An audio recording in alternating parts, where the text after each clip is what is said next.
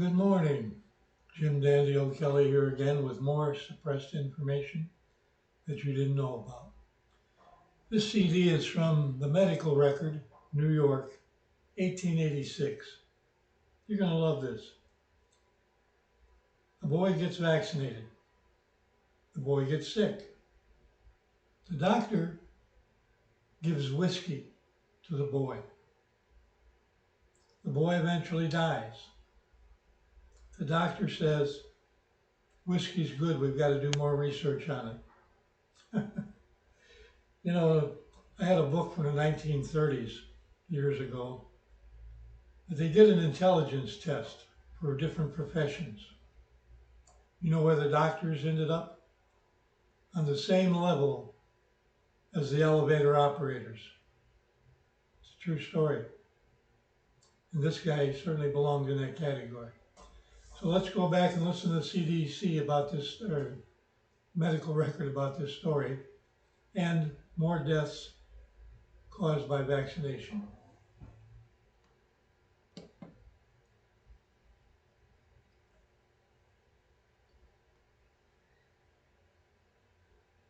Here is an example of the ignorance of the medical profession. This report is taken from the medical record, volume 29, number 19, New York, May the 8th, 1886, whole number 809. A case of tetanus followed after vaccination by R. Chessman, medical doctor. Edward T., American, aged 5, bright, well-developed, and healthy. May of 1882. First visit to me. Cut his foot on a piece of glass. No inflammation in the wound. Wound had not healed. Give a dose of calomel and a teaspoon of whiskey and a cup of milk. Gave this every hour. In 2 weeks, improved and was well. On February 22nd, 1883, I was called to see him. He had been vaccinated by the health board on February the 1st. In place of the vaccination, I found an ulcer. He complained of pain in wrist and forearm and cramps in his hands and could not hold food. Headaches and vomiting. Became delirious and stiff in the neck. Setting of the jaws and pain in the stomach. Couldn't sleep. Difficulty in swallowing and swelling at the sides of the neck. Mucus in the throat. Temperature 102.3. Pulse rapid, especially during paroxysms. Delirium. Extreme restlessness. Some stiffness of the jaw. Bulging of the muscles at the side of the neck. Stiffness of the back and screaming with pain and delirium. Gave more camel, whiskey and milk. Quinine. Next day condition worse. Gave some chlorobromide and paregoric, which is opium. The next day, symptoms were getting worse. Violent palpitation of the heart. The whole chest wall could be seen to vibrate with its violent and tumultuous beating. Gave more whiskey after the boy had a fit. This caused another fit. Then he fell asleep. In 5 minutes, he awoke with another fit. Gave more whiskey, and he went to sleep. Patches appear on the face. Wakes up with another fit. Give more whiskey, goes to sleep. The whiskey was of good age and full strength. Gave more whiskey to control violence of the symptoms. Became delirious. Covered with a rash like scarlatina. On the 25th, I noticed left hand was held constantly cramped, condition, with the thumb and little finger crossed. He complained that needles were sticking through his temples and of pain on the top of his head. 2 leeches were applied in the front of each ear. The pain didn't stop. Developed CHEYNE, Stokes respiration, breathing problems, brought on by drugs. 26th, mucus rales were heard all over both lungs, and he spit up a frothy sputum. 27th, he said there were worms in his feet. Legs were hot and swollen. March 6th, considerable stiffness and soreness remained in the neck and back, but diminishing. March 12th, he seemed well, but rather nervous, and the eyes had a wild, startled expression. During convalescence, his mother says, he would lay all day flat on his back, very listless, appearing too exhausted to care for anything. A year later, he remained well, but had not been so bright as formerly, and showed more nervousness. This case presents all the symptoms of tetanus.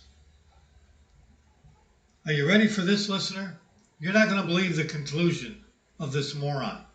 But this is what these people do. They have theories with no proof. The stuff they do is just downright stupid. And he says this: the effect of the whiskey was so decided and beneficial that I think it should be tried in similar cases oftener.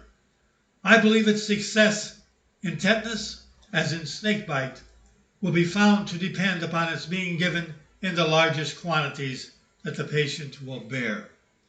Is that not incredible? This guy killed this boy with his drugs and his whiskey and his stupidity, and then draws the conclusion that the whiskey was good because it put the boy to sleep for a few times. I don't know. Hang on, I'm going to put another one on from another recording or record. Hang on one second. Sorry, apparently the boy didn't die. With this kind of information, you will understand the delusions of vaccination. This came from a book called What About Vaccination in 1895. Quote, you get a man and vaccinate him, and he does not have smallpox at all. And you say, great is vaccination. It has preserved him from a frightful disease. And you get another man and vaccinate him, and he has the disease mildly. And you say, great is vaccination. He would have been very bad if he had not been vaccinated. And then you have a third man and you vaccinate him, and he has a very severe attack, perhaps just escaping with his life. And you still say, great is vaccination. If he had not been vaccinated, he would have been a corpse to a moral certainty. And then at last, you have vaccinated a man, and he has the impudence to go and get smallpox and die of it. And then you turn around and say, poor fellow, he can't have been properly vaccinated, or he couldn't have died of it. A case of simple assertion, unbacked by proof, to which one can only oppose a simple, I don't think so. An example, look here, my children are washed with apple soap. We will say, and they have not had the measles. Great is apple soap. Ah, but one of them has a slight attack. Well, it would have been a severe attack, but for apple soap. Great is apple soap. And another of them has had measles very badly. What a mercy! I used apple soap. If I had not, the child would have surely died. Great is apple soap.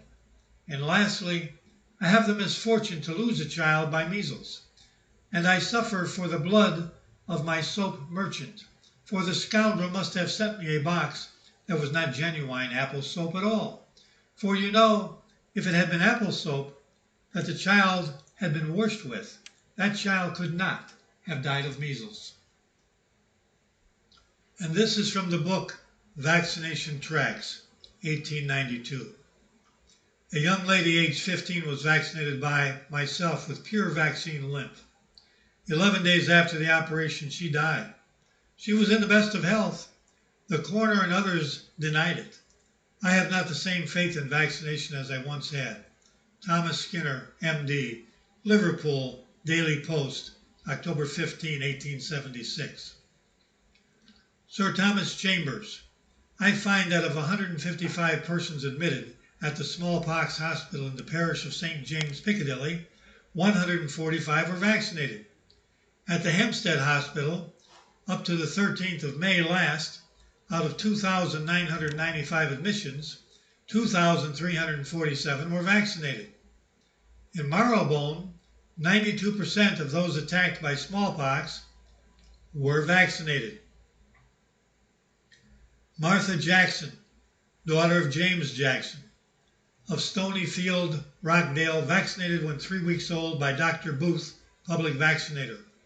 About 9 days after vaccination, it broke out of a most loathsome disease designated by the medical attendant, Dr. Morse, as a very bad case of syphilis, caused, the medical man said, by vaccination.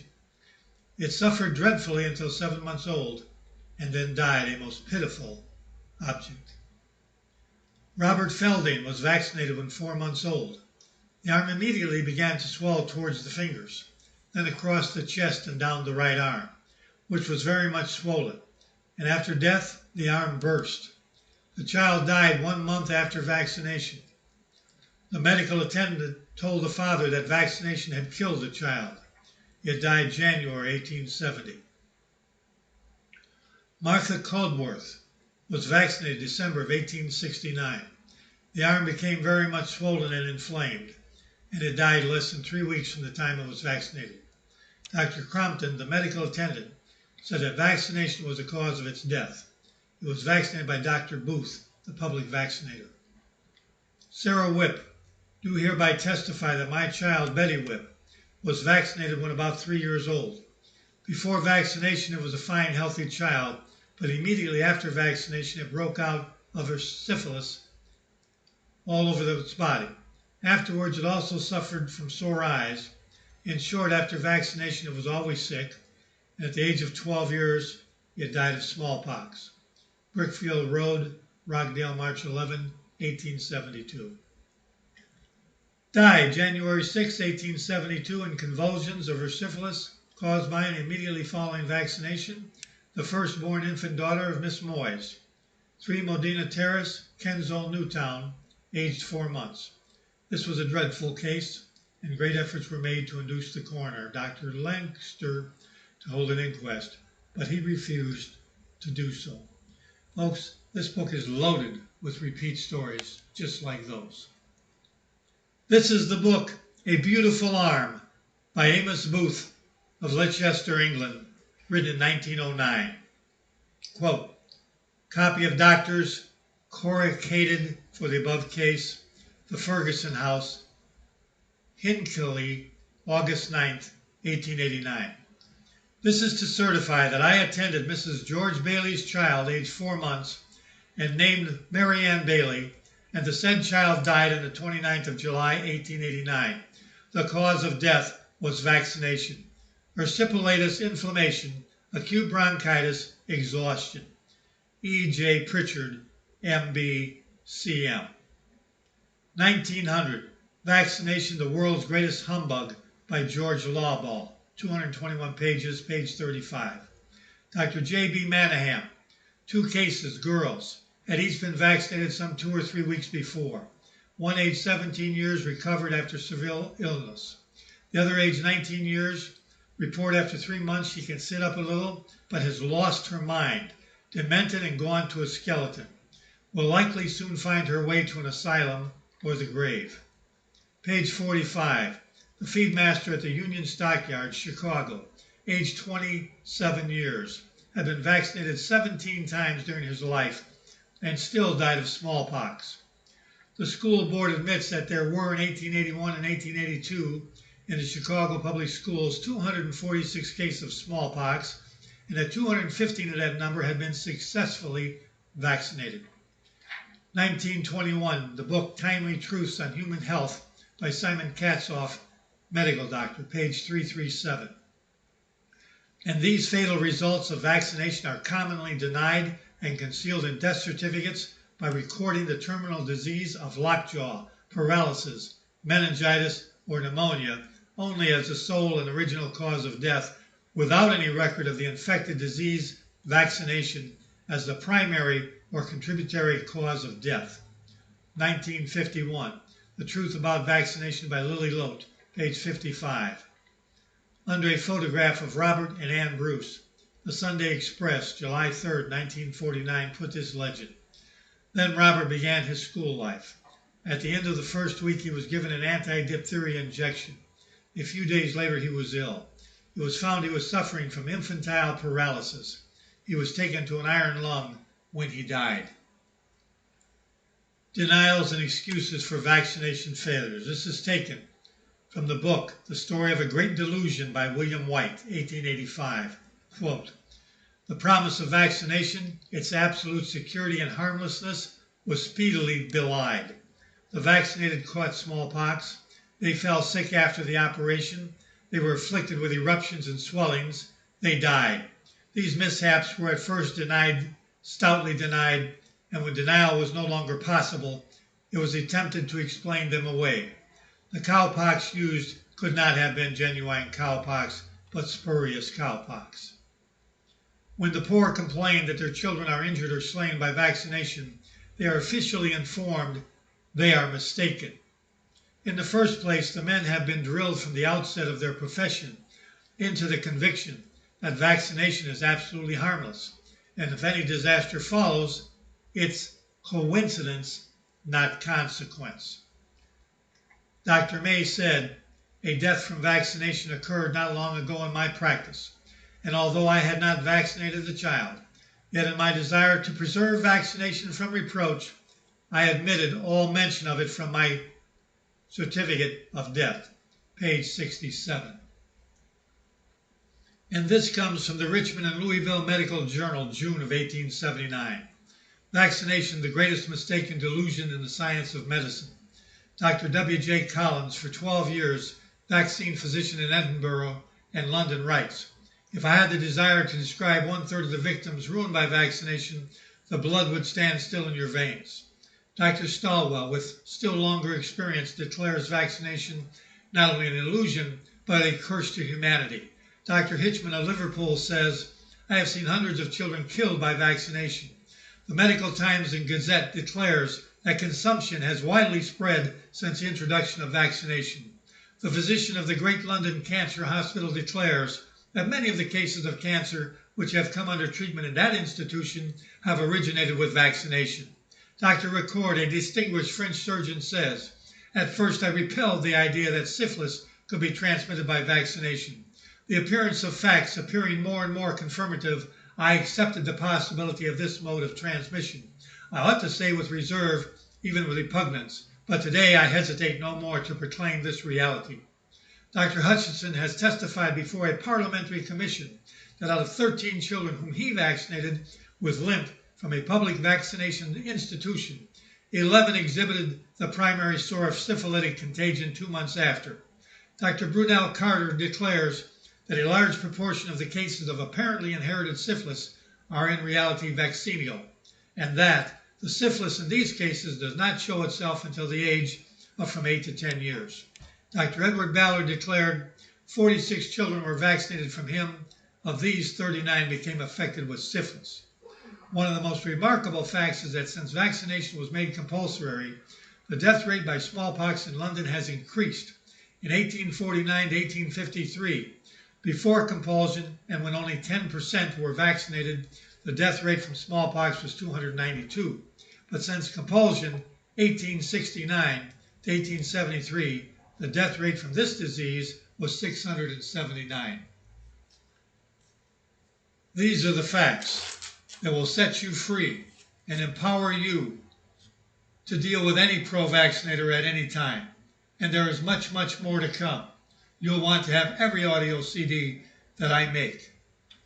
Thank you again for listening, and please share this information with everyone that you can. I just shake my head when I read this stuff.